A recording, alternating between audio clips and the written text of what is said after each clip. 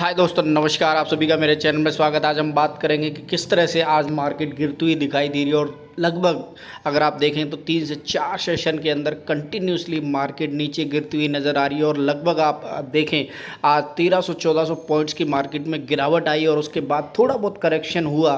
और लगभग 942 पॉइंट्स का जो डाउनफॉल था लास्ट में बंद होता हुआ नज़र आया। यानी कि अगर आप देखें तो मार्केट कंटिन्यूसली गिरती हुई दिखाई दे रही है और इसके पीछे जो बड़े कारण बताए जा रहे हैं उसको आज हम समझेंगे कि क्यों मार्केट लगातार गिर रही है और उसके पीछे ऐसा क्या छुपा हुआ है जहां पर आपको सावधान भी होना चाहिए और ये भी देखना होगा कि किस तरह से कंटिन्यूसली मार्केट के अंदर लगभग अगर आज देखें तो 6 लाख करोड़ रुपए वाइप आउट हो गए। यानी कि कंटिन्यूसली जो फॉरेन इन्वेस्टर हैं वो भी धीरे धीरे अपना पैसा इंडियन मार्केट से निकालते जा रहे हैं। और उसके साथ साथ अगर मैं बताऊं तो मार्केट के अंदर लगभग 5 वीक्स के अंदर जो बड़ा करेक्शन आया है, यानी कि 7,700 पॉइंट्स 5 हफ्तों के अंदर गिरावट दर्ज हुई है। और पूरे के पूरे अक्टूबर महीने के अंदर लगभग 1 लाख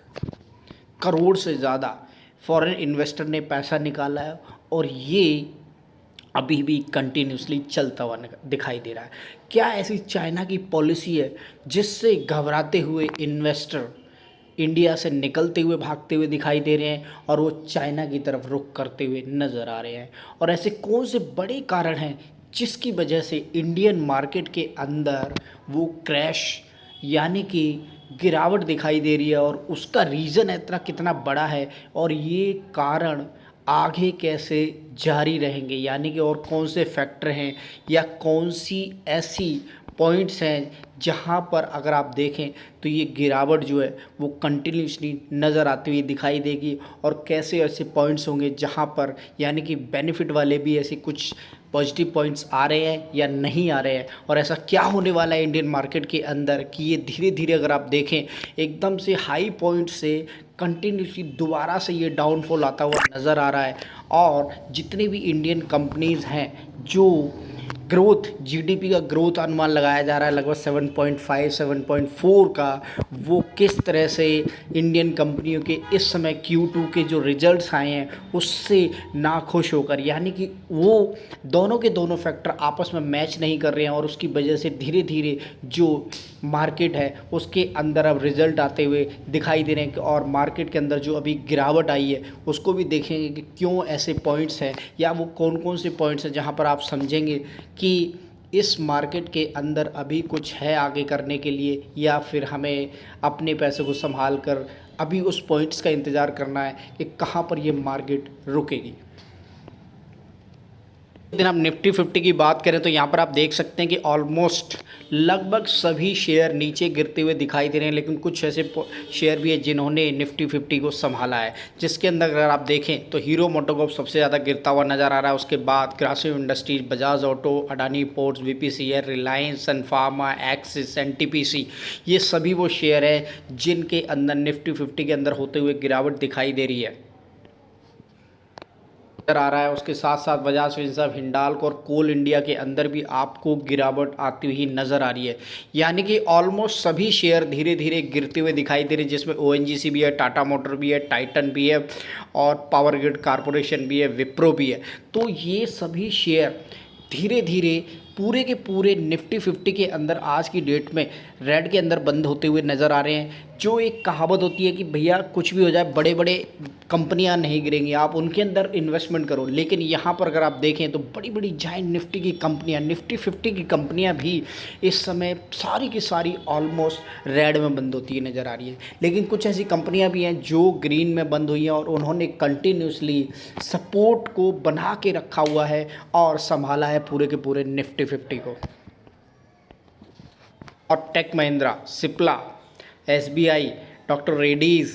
और एचसीएल टेक, इन्फोसिस, यानी कि आईटी और बैंकिंग सेक्टर के शेयरों ने और उसके साथ साथ दोनों के दोनों महिंद्रा और महिंद्रा टेक ने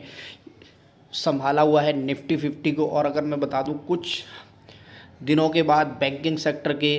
रिजल्ट्स आने स्टार्ट हो जाएंगे और उसके बाद आईटी सेक्टर के भी रिजल्ट आने स्टार्ट हो जाएंगे और उस समय देखेंगे कि किस तरह से ये कंपनियां आउट परफॉर्म करती हुई नज़र आती हैं इस समय, क्योंकि अभी बैंकिंग सेक्टर के रिजल्ट्स नहीं आए। रिलायंस के रिजल्ट्स आ चुके हैं, नेस्ले के रिजल्ट आ गए, बजाज ऑटो के हैं, तो इन सब के रिजल्ट्स आते हुए नज़र आ रहे हैं और इनकी जो परफॉर्मेंस है Q2 के रिजल्ट्स काफ़ी अच्छे नहीं आए हैं। इसका एक रीज़न बड़ा बताया जा रहा है कि जो जीडीपी है और जो Q2 के रिजल्ट्स हैं वो आपस में मैच करते हुए ग्रोथ के साथ फैक्टर यानी कि अर्निंग अच्छी दिखाई नहीं दे रही है और यही रीज़न है कि Q2 के रिजल्ट्स अभी तक जो भी आते हुए नज़र आ रहे हैं उससे डिसअपॉइंटेड होती हुई नज़र आ रही है मार्केट। और इसको पहले ही एफआईआई ने भांप लिया था और वो धीरे धीरे यहाँ से निकलते हुए दिखाई दे रहे हैं। तो मैं लेकर आया हूँ आपको टाइम्स ऑफ इंडिया की वेबसाइट के ऊपर, जहाँ पर आप देखेंगे कि किस तरह से मार्केट और उसके रीजंस बताए गए हैं कि क्यों मार्केट गिरी और कितने पॉइंट्स गिरी है। तो यहाँ पर आप साफ साफ देख सकते हैं लगभग लास्ट में जो मार्केट क्लोज हुई है वो 942 पॉइंट बंद होकर क्लोज होती हुई नज़र आ रही है, यानी कि जो लगभग 1300 पॉइंट्स की गिरावट थी उसको सेंसेक्स ने बाद में कवर अप किया और उसके बाद ये लगभग 942 पॉइंट लास्ट में क्लोज होती हुई नज़र आ रही है। यानी कि निफ्टी 50 भी लगभग पूरी तरह से गिरता हुआ दिखाई दिया और इसके टॉप रीजन्स है वो इसके अंदर कंटिन्यूसली हम देखते हुए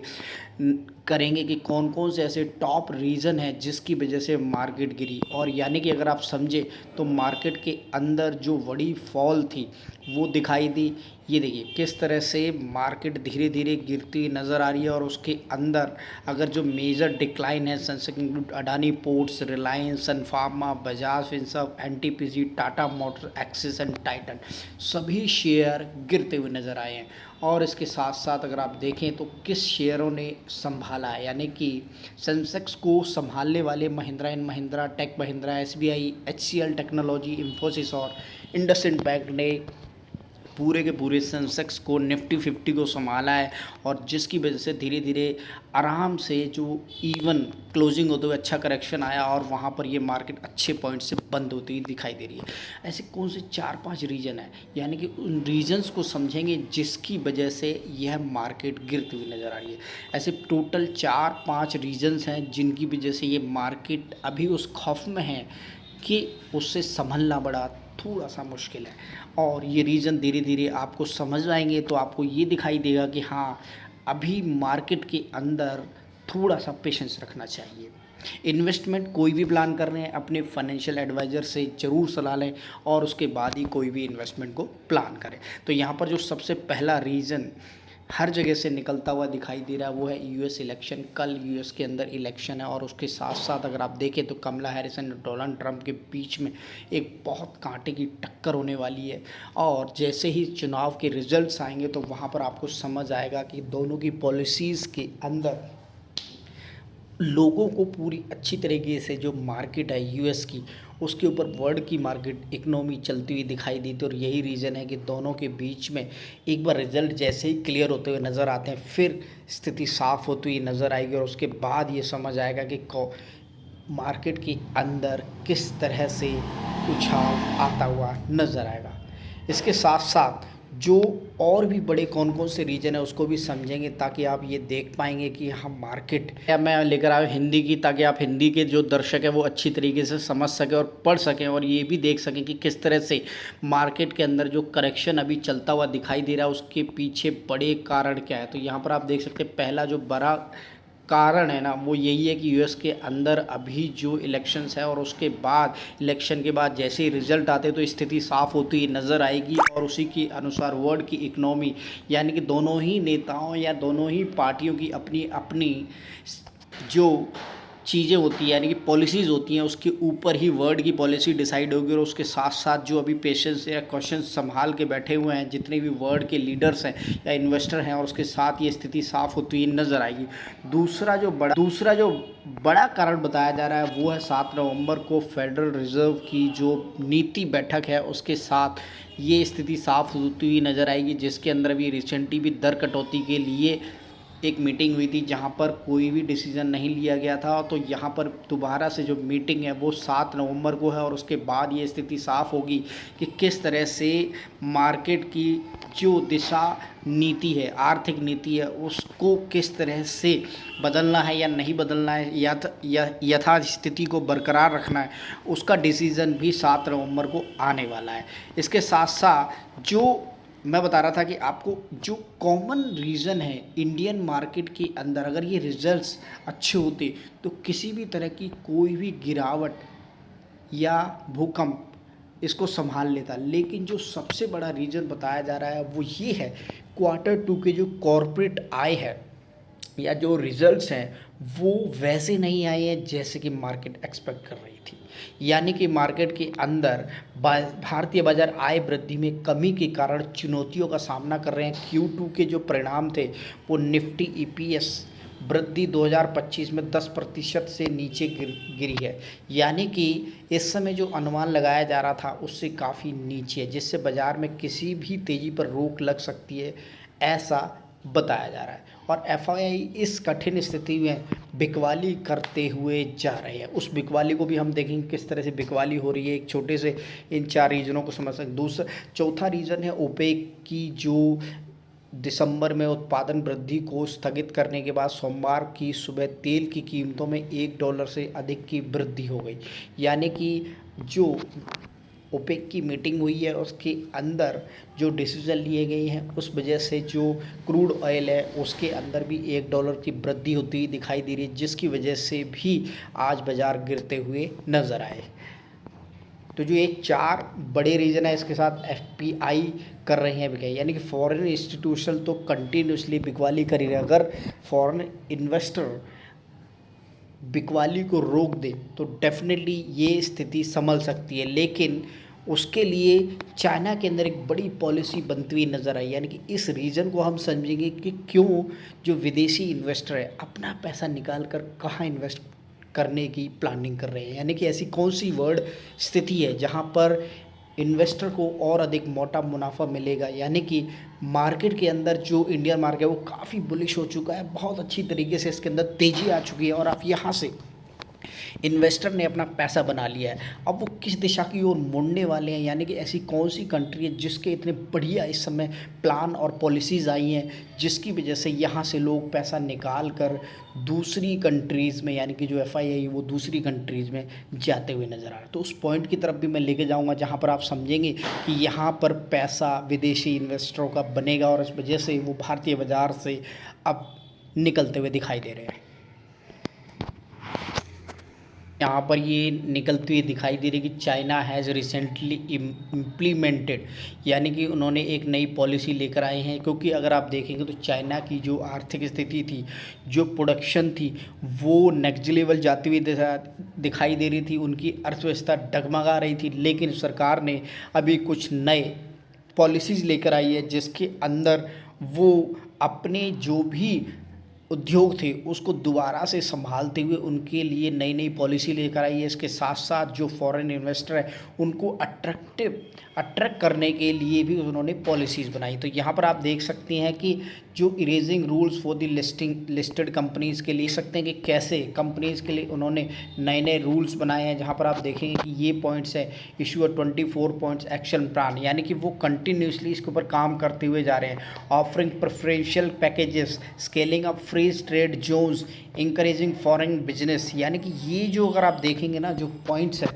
यानी कि इन्वेस्टमेंट इस समय जो चाइना की मार्केट है पूरी धराशायी होती नज़र आ रही है। और एक एज ए इन्वेस्टर ना ऐसे ही मौके को ढूंढता है, यानी कि जिसकी मार्केट गिर चुकी है वहाँ पर पैसा लगाया जाए ताकि फिर जब वहाँ इन्वेस्टमेंट करके मोटा पैसा बन जाए तो फिर वो वहाँ से भी निकलते हुए दिखाई देंगे। यानी कि इस समय जो इंडियन मार्केट है वो चीज़ें अब फेस करने वाली है, जहाँ पर अगर वो मार्केट के अंदर स्टेबल होती है, कोई अच्छी पॉजिटिव न्यूज़ आती है तो डेफिनेटली यहाँ की मार्केट भी धीरे धीरे अच्छी होती नजर। लेकिन अगर आप चाइना के बाज़ार को देखेंगे तो पूरा काफ़ी सालों से धराशायी, उसको कॉम्पिटिटिव जो कंपटीशन मिल रहा था इंडिया की तरफ से, वहाँ पर बिजनेस जो था वो पूरी तरह से ठप होता हुआ, कमर्शियल एक्टिविटीज़ ठप होती हुई नज़र आ रही थी। लेकिन अब चाइना ने नए नए पैकेजेस लेकर आई है अपनी इंडस्ट्री को बूस्ट करने के लिए, फॉरेन इन्वेस्टमेंट को अपनी तरफ आकर्षित करने के लिए, और यही रीज़न है कि अब वहाँ पर जो फॉरेन इन्वेस्टर हमारे देश से निकलते हुए चाइना की तरफ जाते हुए नज़र आ रहे हैं। और यही रीज़न है जो इस पॉइंट्स में दिखाई दे रहा है कि ये 5 एक्शन प्लान है जो चाइना की गवर्नमेंट की तरफ से आते हुए नज़र आ रहे हैं, जिसमें वो अपने इंडस्ट्री को और स्केल अप और बूस्ट अप करने के लिए इन्वेस्टमेंट को भी अट्रैक्ट कर रही है। खुद अपनी तरफ से भी जो पैकेजेस हैं वो भी उन्होंने लागू किए। और यही रीज़न है कि अब जो मार्केट की दिशा है वो दूसरी तरफ मुड़ती हुई दिखाई दे रही है। मैं आपको वो डाटा भी दिखाऊंगा कि किस तरह से फॉरेन इंस्टीट्यूशनल है उन्होंने भारतीय बाज़ार से बिकवाली की है। तो ये वो डाटा है जिसके अंदर आप देखेंगे 1 अक्टूबर, 2 अक्टूबर, 3 अक्टूबर, 4 अक्टूबर, 7 अक्टूबर, 8 अक्टूबर, ये कंटिन्यूसली बिकवाली हावी होती हुई नज़र आ रही है। पूरे के पूरे अक्टूबर महीने के अंदर इन्वेस्टर ने बिकवाली की है। 9 अक्टूबर को भी देख सकते हैं, 10 अक्टूबर को। तो इस तरह से ये बिकवाली कंटिन्यूसली फॉरेन इंस्टीट्यूशनल जो इन्वेस्टर हैं वो बिकवाली करते हुए नज़र आ रहे हैं। अक्टूबर, 24 अक्टूबर, 25 अक्टूबर, 28 अक्टूबर, 29 अक्टूबर, 30 अक्टूबर, यानी कि पूरे के पूरे महीने ये बिकवाली हावी रही है। उन्होंने पूरे के पूरे महीने अपने माल को बेचा। अगर मैं 4 नवंबर की बात करूं जो लगभग आज का दिन है,